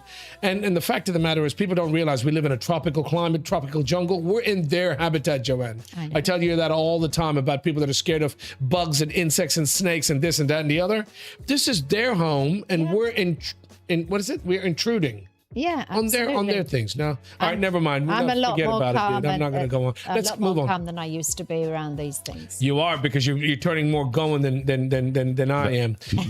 No, I know the reason why, Joanne. It's because you're well practiced around you know whom. There's a funny story, a very sweet story about pets to serve as wedding witnesses in Ecuador. You want to talk about that? Yes, Or yeah. we jumping straight into the World Cup? No. Just just show some of those images there. So, Oh. yeah. So apparently these in Ecuador, this couple actually had the pet as a witness. Of course, that it's not a legal witness. It's just something to have their beloved pet involved in the ceremony itself. But because I've seen pets like that as ring bearers. But that's not. They're not witnesses. They're just dogs that have been bought by their pets, by the owners because they like them. Okay, it's a very sweet story, and we love our animals. Take care of your animals, especially when it's extreme weather, thunderstorms and heat and stuff. Make sure they're well fed, water given to them, and they're well taken care of. We love, especially our dogs, our little goer. Curly tails, I call them. Okay, finally, last but definitely not the least, we're going to talk about the World Cup. FIFA. What the hell is going on? We're at the finals tonight. Well, yeah, absolutely. Spain and Argentina. Who's going to win, Joy? Spain. Argentina, baby. That's one Spain, one Argentina. Neil? Mohan Bagani said. Who? La Roja. I'm with Argentina, dude. I think way. Argentina's going to spank them. No. Do you know what? I mean, I think Messi's phenomenal. He's 39 years old. He's He's the GOAT. He's played extremely well, and the whole team. Can you say it, sweetie? Say it. What? Messi's the GOAT. He is the GOAT. There's no denying it. He's the greatest player of all time. Everybody knows I it. wouldn't say that. I would say he's close to Maradona, but he's not Maradona. That's one Yeah, stat. but that's dude. in the World Cup. That's but one he's- stat. Mbappe ain't got shit on him, dude. Messi is the man. Every stat, every potential, what is the word? Every test that you can put him in when it comes to football, soccer. Accolades, yeah, all the records. He's got them all, dude. Yeah, but the referees and the FIFA supports him. That's rubbish. I Bull. don't That's believe in rubbish. that You go one and watch bit. the news. No. There Just is. because you're saying it doesn't mean it's true. I think is that true. there is this kind of little element of unconscious bias can happen, of course, but his team is centered around him and how he plays, and so they all play to him. But they have got some other phenomenal players there in the team as well. Joanne, so they there's can no turn it on. denying it. They can turn it on at the drop of a dime. Of course. You saw what happened with England. You saw what happened with was it Belgium? Who? Mexico? Morocco. Morocco. Sorry, Egypt. Egypt. 3-0, dude. Yeah. And they can turn it on like the afterburners. With having Messi on the team, it's not just Messi. There's a supporting cast like France, dude. Yeah. Dembele, there's not only, everybody keeps talking about Mbappe. Yeah, he's great, but there's a lot. But this guy at 39 years old is still doing it, dude. Yeah. Of course. Willie, why do you think there's favoritism? For one incident, like one time the ball touched one of the lines, I guess, which is used for the cameras, and the play was supposed to be like restarted according to match rules, but they did not do that, and because of that, Argentina ended up scoring a goal. So That's there are not many because of Messi, incidents. dude. No, I mean, the thing is, I think there is definitely unconscious bias in there, and they haven't been consistent with the VAR and the refereeing. It's been an absolute crock of shit. That's what I'm saying. It has What been. example are you going to refer to? Multiple examples of There's VAR. loads of them. Can There I is just say loads to of them. you, VAR is there to correct inadequacies and correct mistakes. Okay. The hand of God would have been corrected by VAR. Yeah, but they didn't have VAR then. But that's exactly what I just said. Okay. It would have corrected that mistake if they had VAR. The fact of the matter remains, sadly, although VAR is spot on and it'll give you to the millimeter an issue, it's still translated by humans, Yeah. which is the flaw.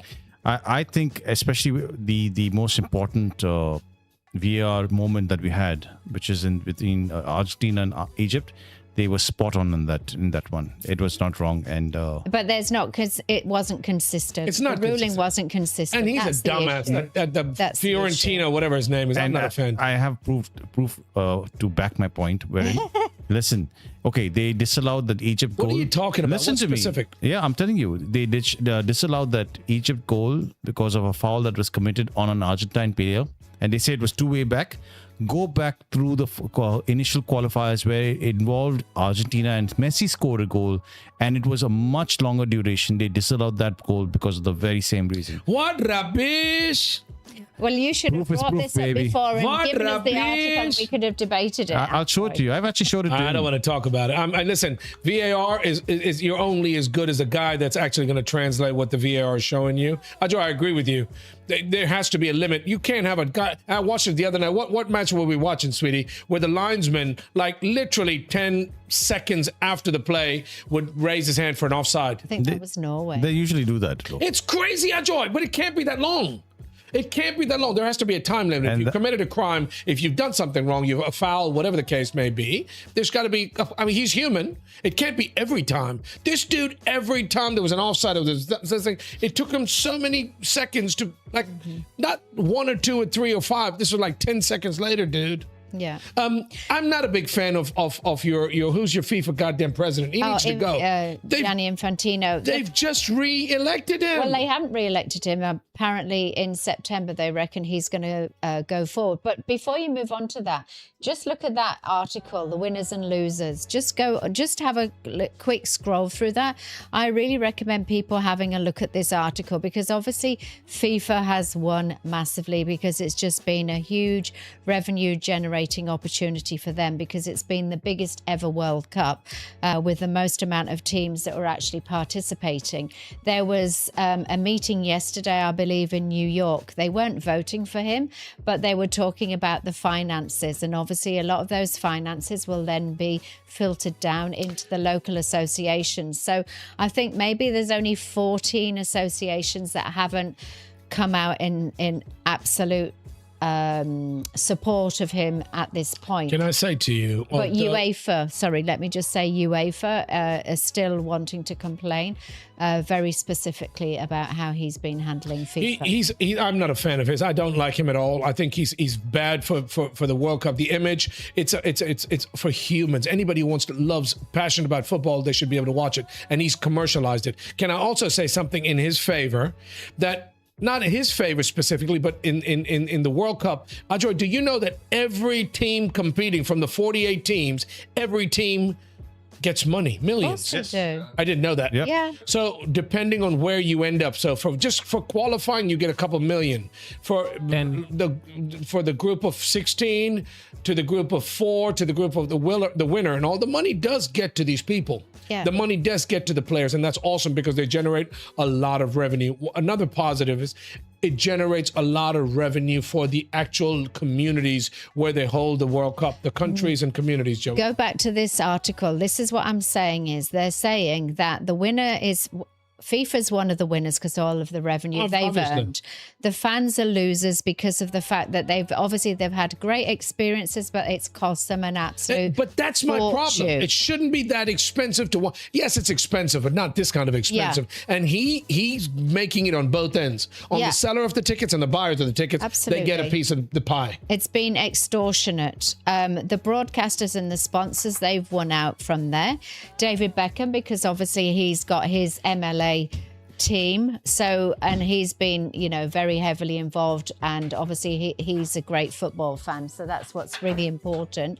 But what it's actually saying is the host cities, a lot of them have lost out because even though when the Scots were in Boston, they're joking about the fact that they drank Boston dry, it hasn't created revenue in the long term, it hasn't created jobs in the long term, anything like that. So these are all low paid jobs. The merchandisers, they've obviously won out, and the hotels, they haven't really made any money out of it, but the betting companies have made an absolute Yeah, but fortune. that's what I'm saying to you, right? There's winners. There's always going to be winners and losers. But FIFA as an entity, they need to make sure that everybody, it's got to be a win-win for everybody. No. Yeah. Of course it has to be a And win-win. it's a damn shame, dude. It's an absolute crime that it's been so expensive. That's the thing that bothers me the most. Yeah. That local people, like people that actually are football crazy, cannot enjoy the show. On these articles, on this article, they say that David Beckham is a winner. Why is that? Yeah, because he's got a team. He's got the Miami, what's it? It's the not Miami team, Sound right? Machine, I was Yeah. going to call it. It's MLS. He's in the MLS, isn't it? So MLS. that's MLS. So that he's got his own team, which Messi plays for. So obviously, There's a couple of good stories that have actually come out, yeah? Yeah. Something that I was really happy about was FIFA urged to kick Argentina. Oh, no, that's not the one. FIFA urged to kick Argentina out of the World Cup, Falkland Islands, because of the Falkland Islands. they shouldn't have been Fine them. promoting that. Absolutely, they definitely need to be fined The for good that. thing was Colo Colo are in negotiations, which is a team, to sign the Cape Verde goalkeeper, Vozinha. Vozinha, yeah, so that's great. So at the age of 40, he's looking to sign a new contract.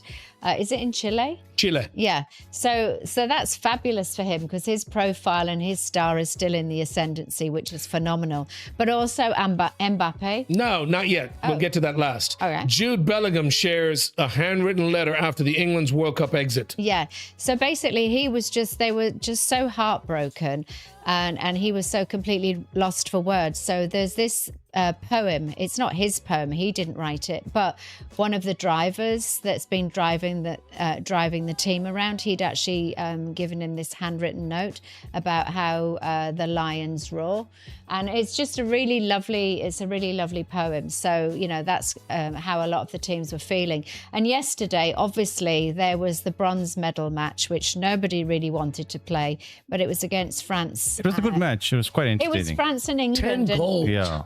And the thing is, the assistant manager at half time was essentially saying, look, there's 11 guys with broken hearts playing out there. At that point, they 22 were 4. actually. 22. Well, yeah, probably, but they were 4-0 up at that point. But they were, France, their match wasn't as tight initially when they were playing Spain. But the great thing is it's how you react to these things. And ultimately, England have got their highest ever placing outside of 1966. But the solution to the England football problem is don't hire a English coach. You need a mentality reset because these guys could have won, he's right? German, They could have. though. Sorry. He's German. No, but he basically manages a English football club, if I'm not mistaken. Well, no, he doesn't. He manages the England team. He did manage Chelsea. Yeah, my point is He's very qualified, Ajoy. I'm not saying he's not qualified. It's just that it's a lack of self-belief because if they could have scored that first goal and scored another one after that, Argentina would not be playing the final, right? If your auntie had balls, she'd be your uncle. No, the tactics. He got the tactics wrong. He hasn't essentially said, admitted to that. He said that really they weren't pressing enough and that's why he took it defensively. But really, he should have had Saka on. He should have brought on... I don't want to get into it, mate. It's already been there, done that. Let's Absolutely. give him all I'm saying to you. He's done well for the team. He's absolutely done well for the team, but he should have had some of those more attacking players on there. Sweetie pie. To drag them further. He is going to have an absolute tough time. Ajo, we spoke about this. That poor guy, he's a German coach for the English team and made his decisions that time. Everybody, even me, who's not that great or knowledgeable about football, was like, what the F is he doing? But I'll tell you what, I think I know the reason why. It's not just his fault. It's because he, when they scored that first goal, he tried to consolidate because he was afraid that he would lose. And that could be because of the media pressure that the English put on. It's always going to be tough. It's the overall what you call environment that English football is in. Yeah, I mean, needs it's to change. Gary Lineker joked about the fact I think he was a German spy, but obviously he knows quite well he wasn't. He's done some great things, and they've done well. So obviously, I'm extremely proud. I think this should play the way they played against France moving forward. That should be. That was that easy, mate. If it was that easy, they do it every time. It's not. That's why teams have to win. Somebody has to win. Somebody has to lose. Somebody's got to be on form. If you had told me before this World Cup who was my money on, I'd bet the house it was going to be France. Yeah, well, not everyone, but a lot of people did think France were going to. I thought the U.S. would have made it further. The U.S. played so well in a couple of the games. They played like men possessed. They did so well. And then the day they lost, they played poorly. Same with France. They were team possessed. The days they lost, they were just off, dude. The only reason America did so well is because of DJT, man. Not really. He twisted the rules. He got one guy to they removed a red card from him. And that's why they lost the game. Well, they didn't remove the red card. He didn't score a goal on that occasion. You know, they twisted the whole thing around. And that poor Infantino, he had to face basically a firing squad or He's a an missile idiot, dude. launcher. I'm not. Okay, and I want to end on this one story, which I bag on a lot of people that make a lot of money or very, very rich and don't give back as they should, according to me. That's my own little 2-bit. But I was so proud. I didn't know this. Since 2018, Kylian Mbappé has donated every single match fee and bonus he has earned with the France national team. Yeah, which Joanne, is that is amazing. we need this is awesome. We need to talk about this. Yeah, I mean, it's lovely. I mean, you can see there in the post. Joe, just Trying read out in to. the post there. Oh, you haven't got it up? I thought you'd. Yeah, that's it on the left side. No. Yeah. I didn't know this, dude. This Yeah. this is something that people need to talk about. That's awesome. I'm not a big fan of his, by the way, but after seeing this, I'll be a big fan. I like him. I think he's a great player. What's this about? I think it's amazing. Talk about it. Tell me. It's on the screen. Put it on the read screen. it. Zoom in, Mbappe dude. donated 300,000 pounds after France's 2018 World Cup triumph, fully funded the medical treatment of a Mauritian baby, and gave more than 180,000 pounds to the France team staff and police officers in 2023, which is fantastic. This is something my dad always, when it comes to cricket, for example, he always notes when very rarely some Indian players acknowledge the ground staff and pay some of their bonuses that they win for playing a good match. They give some of that to the ground staff, and I think that should be a policy. It Actually, should be a policy, and I'm glad Tony would mention something like that, because that's what it's all about. Listen, at the end of the day, you can make all the money in the world, you can't take it with you. Do something good with it. So the fact that he's done this, I didn't know about this, and I think that's awesome. Even what you just said, right? What your dad said, dude. You've got a lot of. I'm not saying give it away, but I'm saying to help people, right? Yeah. The ground staff, the people behind the scenes that don't get the recognition, they do a lot of work. yes, absolutely. We need to go There's on. one final picture you wanted to end on, no? Which final picture? From UNICEF. Everybody's seen it. Oh, from Most the people World have Cup. seen it on social media, but This is baby Lamine Yamal getting a bath from Argentina's. Lionel Messi. Well, what happened to you today, mate? So It's a system, mate. essentially, this Picture. was a photo shoot. It was a UNICEF photo shoot. So both Lamine Yamal and Lionel Messi are actually goodwill ambassadors. But How funny is that? But Lionel Messi met Lamine Yamal as a baby because it was a fundraiser, and obviously he was playing in Madrid at the time. So he was playing in Madrid at the time, and so I think Lamal's mum had won some competition to take her baby along to this How particular uncanny photo is that? shoot. How uncanny is that? Anyway, we'll get to it next week. I'll probably find it by then. I'm getting there. Mate. If it was porn, you'd have it on the screen, huh? But can I just tell you, this is what UNICEF posted in terms of, so the image is there. There you go. It's not shown with his. Can I mum just there. tell you, Lamine Yamal's little brother, whenever they're panning him in the stands, he's so funny. cute, Yeah, dude. it's hilarious. He's this little pudgy kid, and he's always happy and rambunctious and bouncing about. But this is $1 million photo. This is actual Lionel So Messi. that's Lamine Yamal. Yep. Yeah. As a baby, dude. And imagine today he's playing Yeah. against Argentina, and that's what symbolizes this match tonight. You know Yeah. what's amazing? What? He and Yusuf have the same penis size. Just do me one favor. Just try and find the Facebook image from UNICEF. I'm just going to read out. It's saying more than 18 years ago, the baby Lamine Yamal and his mum Sheila met Lionel Messi at a UNICEF fundraising photo shoot. And it's saying today their achievements on the pitch inspire millions. Off the pitch, both Messi and Lamine Yamal use their voices and platforms as UNICEF Goodwill Ambassadors to support and advocate for children around the world. The goal is for every child that survives, thrives and fulfills their potential. We're proud to have them on our team. So this is great, use your platform for good, always pay it forward as much as you possibly can. It's lovely, isn't it? I love that. I applaud that, and my hats off. I respect people like this. I always respect people that are willing to put their money where their mouth is, so to speak, or where their feet are. In so many words, these guys are actually heroes. People like this guy, Michael Jordan, Shaquille O'Neal.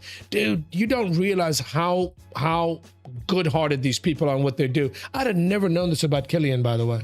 Mbappé, hats off to you, mate. There's one last picture I want to show. About the birds, the weaver birds. Oh yes, of course. I thought it was. We'll get it on the screen next week. I just thought it was. It looked a little bit like the fiber optic cables in Banship. There's a picture, and I said we got to show this, dude. Apple dethrones Nvidia to regain the title of the world's most valuable company. That was only a headline. I was going to talk about it, but in the Kalahari Desert in South Africa, sociable weaver birds build massive nests on telephone poles resembling giant haystacks. Don't worry about it, Ajo. We'll do it. You got it? Yeah. Look at this, dude. Look at that. We thought the fiber optic cables were bad here. Do you know in Goa they have these weaver birds that build these nests in the coconut tree branches? Have you seen them? It's a rarity to see them today because of loss of habitat. Yes. The loss of habitat, pollution, blah blah blah. No, this reminds me of that. That's why I wanted to show this picture here in Goa.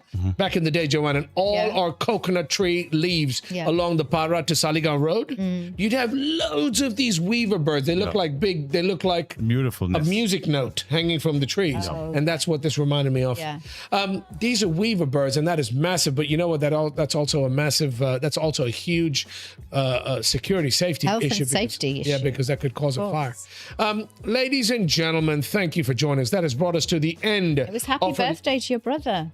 Morris's birthday on the 17th. Yes. Happy birthday, Morris. Have a great year. We have come to the end of another show. We spoke briefly early in the show when we started about next week's episode. Neil, we're going to promote Kenneth Fernandez. This is a gentleman who's doing great things. He's been a TEDx speaker. He's done a bunch of good stuff. Yeah. And we want to promote this because we talk so much about how passionate we are, how much we love this place, and how we love to see the education and our youth get better trained and equipped as adults to be able to take care of themselves. Yeah. He will be on the show next week. We will do an interview with the one and only Mr. Kenneth Fernandez. Do we have an image of him? We have an image, a picture of him. We will do a couple of promos of him during the week. He will be on the show and we'll be asking him some good questions about the education system. Yeah. And how he does what he does, training people to be better equipped now. We should also talk about the Commonwealth Games a little bit next week because it kicks off on the 23rd. So we should just mention that because India are taking a team over to Glasgow. Is it gonna include any squash players? There's no squash as it stands. No, the Commonwealth Games. No, but there's a list. There's a list of the people who are competing and the events that they'll be competing in as well. So we'll touch on that next week too. Okay. You know what? At the end of the day, we do this because anybody out there tuning in or listening or has watched any of parts of the show. Ladies and gentlemen, we do the show live every week because we love what we do and we want to be able to give back. This is the only way that we feel that we can contribute to any kind of positivity and change that we want to have happen here in this place that is so beloved to us, that we love so much. People like to talk and complain, but we actually need to get off our asses and do. Let's have a laugh together, educate people and make them smile while we can talk about things that people need to know about. We've got a lot of big plans for the show. We're just going through the motions right now. We're doing the show on a weekly basis. It is a live show, but it is definitely, as always, it's an interactive show. At the end of the day, get in touch with us. All our social media handles are on your screen right now. Anywhere you get your social media from, check us out, The Merv Britto Show. If you want to know more about us, previous episodes we've done, go to our website, themervbrittoshow.com. Leave us a like, share the show, tell somebody about us, subscribe to our channel. We'd love to hear from you. We need your support. We do this every week live, so tell loads of people about it. What else? I just want to say let's have a great World Cup final. Ultimately, we want La Roja to win. No, we don't. Yeah, we do. Europeans, here we go. Europeans, here we go. May the best team win. That's all I'll say. Ladies and gentlemen, my name is Merv Britto, and until next week, 6 p.m. live, same place, same channel. As my good buddy Telly Savalas once said, Who loves you, baby? who loves you, baby? I'm out.